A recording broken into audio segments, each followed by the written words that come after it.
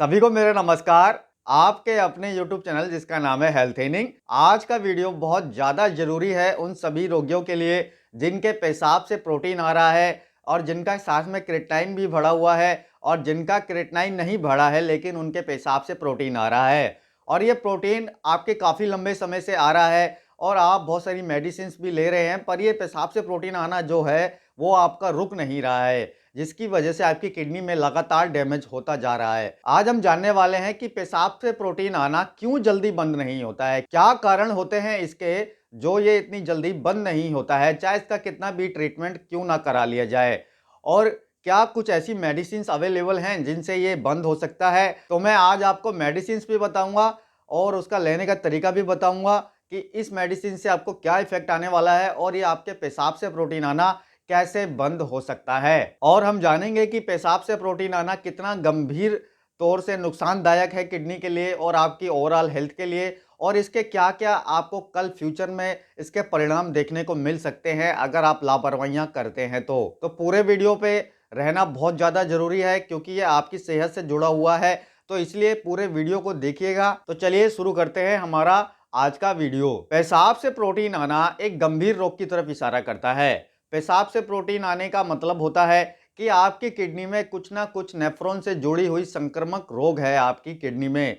जैसे कि बहुत से लोगों को नेफ्रेटिक सिंड्रोम हो जाता है, कुछ लोगों को एमपीजीएन हो जाता है, कुछ लोगों को एफएसजीएस नामक बीमारी हो जाती है, कुछ लोगों के मेम्ब्रेन जो होते हैं किडनी के वो डैमेज होने लग जाते हैं। तो इस तरीके से ये जितनी भी तरह की बीमारियां होती हैं ये सब नेफ्रॉन से जुड़ी हुई बीमारी होती हैं और ये आपकी किडनी पे बहुत लंबे समय से चल रही होती हैं और ये आपकी किडनी को लगातार डैमेज कर रही होती हैं और आप इसका ट्रीटमेंट भी कराते हैं, आप नेफ्रोलॉजिस्ट को दिखाते भी हैं। और नेफ्रोलॉजिस्ट आपकी किडनी की बायोप्सी इसीलिए करवाता है कि वो जान सके कि आपकी किडनी पे क्या बीमारी जो है वो चल रही है जिसकी वजह से आपका पेशाब से प्रोटीन इतना ज़्यादा आ रहा है और ये कम नहीं हो रहा है। तो उसी बीमारी के हिसाब से जो नेफ्रोलॉजिस्ट होते हैं वो आपको दवाइयाँ देते हैं और दवाइयों में भी ये क्या दवाइयाँ देते हैं, ये आपको स्टेरॉइड्स देते हैं और आपको अगर बीपी हाई है तो बीपी की दवाई देते हैं, या आपका जैसे खाना नहीं पच रहा है तो खाना पचने की दवाई देंगे,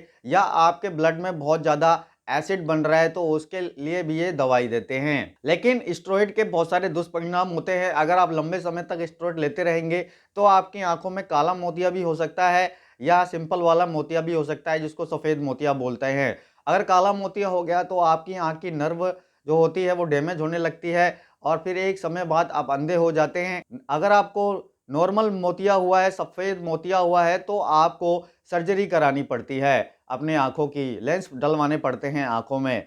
और ये स्टेरॉइड बहुत ज़्यादा घातक होते हैं, इसके कहीं न कहीं दुष्परिणाम देखने को मिलते हैं आपकी बॉडी के ऑर्गन में। तो सबसे पहले जानेंगे कि ये पेशाब से प्रोटीन आना क्यों बंद नहीं होता है इतनी जल्दी। देखिए, जब पेशाब से प्रोटीन आ रहा होता है तो आपकी किडनी जो है ना वो डैमेज हो रही होती है अंदर से। उसके जो नेफ्रॉन्स होते हैं वो डैमेज हो रहे होते हैं और यही नेफ्रॉन्स आपके ब्लड का फिल्ट्रेशन करते हैं। जब ब्लड किडनी के अंदर फिल्ट्रेशन के लिए जाता है तब किडनी ब्लड में से हानिकारक यूरिया, क्रिएटिनिन और जो हमारी बॉडी के अंदर इलेक्ट्रोलाइट्स होते हैं उसका बैलेंस करती है। और साथ में जो हमारा प्रोटीन होता है ये भी ब्लड में ही जाके मिलता है जब हम कुछ खाना खाते हैं तो इस प्रोटीन का भी फिल्ट्रेशन हमारी किडनी को करना पड़ता है। अगर हमारी किडनी इस प्रोटीन का फिल्ट्रेशन नहीं करेगी तो ये अशुद्ध प्रोटीन हमारी रक्त में जाएगा जिसकी वजह से हमको बहुत ज़्यादा घातक रोग हो सकते हैं। तो किडनी उसका भी फिल्ट्रेशन कर रही होती है, प्रोटीन का भी। लेकिन जब आपकी किडनी के नेफ्रॉन डैमेज हो रखे होते हैं या लगातार डैमेज हो रहे होते हैं तो किडनी कंफ्यूज हो जाती है और जो किडनी के नेफ्रॉन्स होते हैं वो यूरिया, क्रिएटिनिन और जो हानिकारक तत्व है उनके साथ साथ पेशाब से प्रोटीन भी निकालने लग जाते हैं। और ये प्रोटीन एल्बुमिन होता है क्योंकि हम जब भी कुछ खाना खाते हैं प्रोटीन के तौर पे खाते हैं, लेकिन वो प्रोटीन हमारे बॉडी में ब्लड में जाने के बाद एल्बुमिन में कन्वर्ट हो जाता है, एक उच्च कोटि का प्रोटीन बन जाता है और ये उच्च कोटि का प्रोटीन हमारे यूरिन से निकलने लग जाता है हमारे नेफ्रॉन की वजह से, जो हमारे नेफ्रॉन डैमेज हुए हैं। ये जो डैमेज हुए नेफ्रॉन्स होते हैं इनको रिपेयर करना थोड़ा लंबा समय का प्रोसीजर है, ये रिपेयर होने में बहुत ज़्यादा समय लेते हैं। दूसरा, कितने परसेंट आपके नेफ्रॉन डैमेज हैं ये भी डॉक्टर जानने की कोशिश करते हैं। अगर डॉक्टर ये नहीं जानने की कोशिश कर रहा है कि आपके नेफ्रॉन कितने % डैमेज हो चुके हैं, तो आप डीएमएसए स्कैन होता है, उसको ज़रूर करवाइए एक बार। उसमें आपकी किडनी का जो रियल जीएफआर रेट है, वो स्कैन करके निकाला जाता है और इससे आपको पता लगता है कि आपकी किडनी के जो कितने नेफ्रॉन्स हैं डैमेज हो चुके हैं और आपकी किडनी का भी फ़िल्ट्रेशन रेट कितना है। तो इससे आप जान पाएँगे कि आपकी किडनी कितनी जल्दी ठीक होगी या कितनी देर में ठीक होगी। अगर आपके नेफ्रॉन 10 से 20% खाली डैमेज हुए हैं, तो पेशाब से जो प्रोटीन आने की समस्या है, सही मेडिसिन मिलने पे ये आपकी कुछ समय बाद सॉल्व हो सकती है। अगर वहीं आपके नेफ्रॉन्स 30 से 40% डैमेज हैं, तो लंबा समय लगता है इसको ठीक होने में और किसी-किसी का तो बंद ही नहीं होता है पेशाब से प्रोटीन आना। +3, +4 ऐसे उसको पेशाब से प्रोटीन लगातार आ रहा होता है। तो आप चलिए जानते हैं इसके सॉल्यूशन के ऊपर कि कैसे आप पेशाब से प्रोटीन आने को रोक सकते हैं। तो पेशाब से प्रोटीन आने को रोकने के लिए सबसे पहले आपको अपनी किडनी में चलने वाले जो इन्फ्लेमेशन है उसको समझना पड़ेगा। आपको अपनी प्रॉब्लम को समझना पड़ेगा। आपको ये समझना पड़ेगा कि आपको सबसे ज़्यादा बॉडी में क्या इफ़ेक्ट दे रहा है। आपकी बॉडी में क्या चीज़ है जो गड़बड़ कर रही है। जैसे बहुत से किडनी पेशेंटों का एसिड लेवल बढ़ जाता है, ब्लड एसिडिक हो जाता है, ब्लड का एसिड लेवल बढ़ जाता है। तो ऐसे किडनी रोगियों को हमेशा सोडियम बाइकार्बोनेट की टेबलेट लेनी चाहिए जिसको नोडोसिस बोला जाता है। नोडोसिस लेने से जो ब्लड का पीएच होता है वो मेंटेन होने लग जाता है और दूसरा ब्लड का जो एसिडिक लेवल होता है वो शांत होने लगता है। ब्लड एसिड होना बंद होने लगता है और किडनी में चलने वाला जो डैमेज है वो पूरी तरीके से रुकने लगता है इस टेबलेट से। और ये सोडियम बाइकार्बोनेट की जो टेबलेट आती है नोडोसिस, इसमें आपका सोडियम भी नहीं होता है, तो जिसकी वजह से ये आपका बीपी भी हाई नहीं करती और आपको कुछ प्रॉब्लम नहीं देती। तो आप इसको ले सकते हैं, अपने डॉक्टर की सलाह से भी ले सकते हैं, अपने डॉक्टर से पूछ करके एक बार आप इसको ले सकते हैं। ये टेबलेट बहुत अच्छी होती है और इससे आपकी किडनी में चलने वाला डैमेज स्टॉप होने लगता है धीरे-धीरे। दूसरा, बहुत से पेशेंट होते हैं जो कि बहुत ज़्यादा लापरवाहियाँ करते हैं, जिनको पता है कि मेरे को ये चीज़ नुकसान कर रही है, मेरे को इसकी वजह से ब्लड एसिडिक होता है या मेरा इस प्रॉब्लम की वजह से मेरा ब्लड प्रेशर हाई हो रहा है या मेरा पेट अच्छे से साफ नहीं हो रहा है, पर वो जादू सा खोज रहे होते हैं कि आपको कोई अच्छी सी दवाई मिल जाए, हम खा लेंगे तो हमारा पेशाब से प्रोटीन आना बंद हो जाएगा। जो किडनी में इन्फेक्शन होने का कारण हाई ब्लड प्रेशर रहता है। बहुत से लोगों का किडनी में इन्फेक्शन होने का कारण जो होता है वो ब्लड का एसिडिक लेवल रहता है और बहुत से जो लोग हैं जिनकी किडनी में प्रॉब्लम इस वजह से होती है कि उनका पेट ही नहीं अच्छे से साफ होता है, क्योंकि पेट भी अच्छे से साफ होना बहुत ज़्यादा ज़रूरी है। हमारा जो ब्लड है वो हमारी छोटी आंत के संपर्क में रहता है, बड़ी आंत के संपर्क में रहता है। जो लोग डायलिसिस कराते हैं ना, आप उनसे पूछिएगा, जब वो डायलिसिस कराने जाते हैं तो उनके पेट में जितना भी भरा हुआ पानी होता है वो डायलिसिस से कम हो जाता है। लेकिन वहीं ये पानी अगर फेफड़े में भरा हुआ है या ये पानी किसी और जगह भरा हुआ है, हार्ट के पास भरा हुआ है, तो ये ब्लड के संपर्क में नहीं रहता है, तो ये पानी वहीं स्टोर रहता है।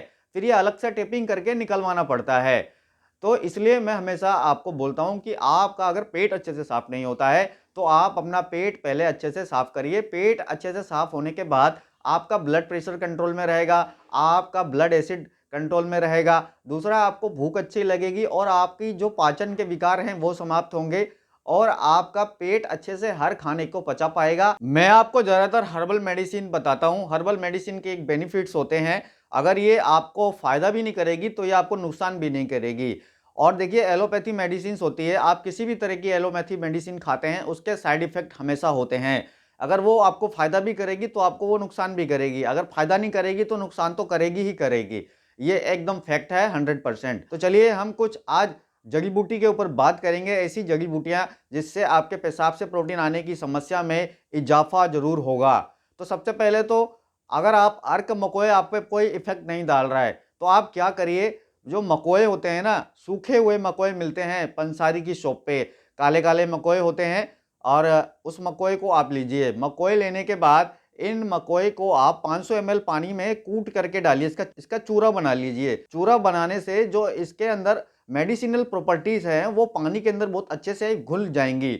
उसके बाद आप इसको छान करके सुबह खाली पेट आप इसको लीजिए, 50 ml के आसपास बिल्कुल खाली पेट लीजिए। दूसरी हर्बल मेडिसिन के बारे में, मैंने उस मेडिसिन का प्रयोग काफ़ी पहले किया था, तो आप इस मेडिसिन को ले लीजिए। कैसे लेना है मैं बताता हूँ। आपको ब्रह्मडंडी आपने सुना होगा, ब्रह्मदंडी जो होता है वो हमारे पित्त दोष को शांत करता है। साथ में ये जो ब्रह्मदंडी होती है ये हमारे लीवर के लिए और हमारे पेनक्रियास के लिए और हमारी जो आंतें होती हैं उसके लिए बहुत ज़्यादा फायदेमंद होती हैं। अगर हमारा लीवर अच्छे से काम करेगा, हमारी आंतें अच्छे से काम करेंगी, उन पे ज़्यादा डिस्टर्बेंस नहीं होगा, तो जाहिर सी बात है हमारी किडनी में चलने वाला इन्फ्लेमेशन भी रुकता है। आपको ब्रह्मदंडी ले लेनी है, रॉ ब्रह्मदंडी लेनी है। हमेशा याद रखिए, आप किसी भी कंपनी की ब्रह्मदंडी लेंगे तो उसमें कुछ मेटल्स भी वो लोग इस्तेमाल करते हैं। वो मेटल्स की वजह से आपको कुछ ना कुछ और दिक्कत हो सकती है। तो रॉ ब्रह्मदंडी लीजिए, खाली पंसारी की दुकान पे मिल जाएगा, आप उसको जाके बोलेंगे ब्रह्मदंडी दे दो तो वो ब्रह्मदंडी आपको दे देगा। ब्रह्मदंडी ले लेनी है आपको, 50 ग्राम लेके आ जाइए आप, और इसको 4-5 दिन की हो जाएगी आपकी। 50 ग्राम लेके आ जाइए और कासनी के बीज भी आप 50 ग्राम लेके आ जाइए। कासनी के बीज, फ्रेंड कासनी के बीज बहुत ज़्यादा लाभकारी हैं किडनी रोगियों के लिए, और कासनी तो बहुत ज़्यादा फायदेमंद होता है किडनी रोगों में। एक तो ये आपकी किडनी में चलने वाले इन्फ्लेमेशन को रोकता है। तो आप क्या करिए, थोड़े से ब्रह्मदंडी लीजिए 1 चम्मच के आसपास, और थोड़े से कासनी के बीज लीजिए 1 चम्मच के आसपास। इसको कूट लीजिए, धो करके साफ करके अच्छे से कूट लीजिए इनको। तो आप इनको सबको कूट लीजिए। कूटने के बाद इसको 500 ml पानी में उबालिए, और जब पानी 100 ml रह जाएगा तब आप इसको छान करके खाली पेट लीजिए। और अगर आपको कुछ मुझसे पूछना है और आप कुछ जानना चाहते हैं तो आप मुझे कमेंट भी कर सकते हैं। तो चलिए फ्रेंड, वीडियो को समाप्त करते हैं।